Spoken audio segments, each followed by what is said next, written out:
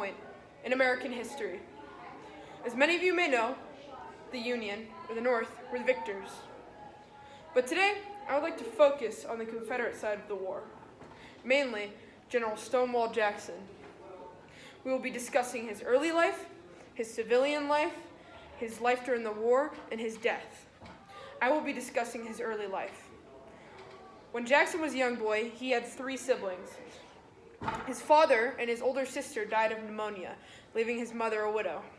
She remarried a terrible stepfather whom Jackson very much hated. After the birth of his 4th sibling, his mother died due to complications during birth. To help me explain the rest of Jackson's life, I have my 2 associates, Mia and Riley. Hello everybody. Today I would like to focus on one person specifically on the Confederate forces. His name was Thomas Stonewall Jackson. Jackson attended the United States Military Academy at West Point. Jackson was not the first choice of his congressional district's appointment, but the top applicant withdrew from the academy after only 1 day. Jackson graduated on June 1846, standing 17th out of 59 graduates. Jackson began his U.S. Army career as 2nd Lieutenant, 1st Artillery Regiment. He served in the Mexican-American War from 1846 to 1848, stationed at Carcel Barracks. He taught natural and experimental philosophy. On August 4th, 1853, he married his first wife. She later died with complications at their son's childbirth. He married for the 2nd time on July 16th, 1856. Later in his career, during the Civil War, he got the nickname Stonewall Jackson. During the Battle of Bull Run, his troops were surrounded and the enemy was beginning to break into his defenses. He took some back up to the gap and stood there not backing down like a stone wall.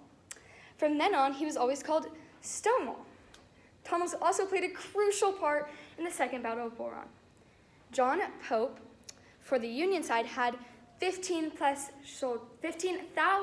soldiers, whereas the Confederates started with only 9,000 plus soldiers.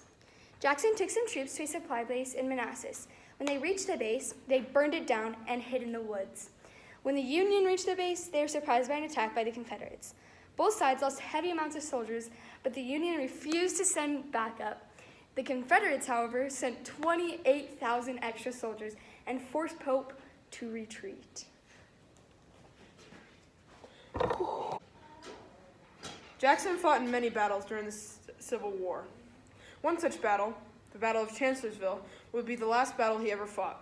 The Confederates were fighting an army more than twice their size, but still managed to win, but at the high cost of their soldiers, and, unfortunately, Thomas, who was shot in the left arm by a friendly fire, which he had to get amputated.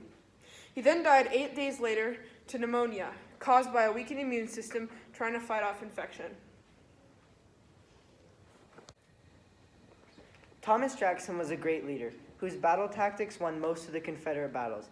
He did not deserve the death that he got, but he will still be remembered for his service and dedication to the military.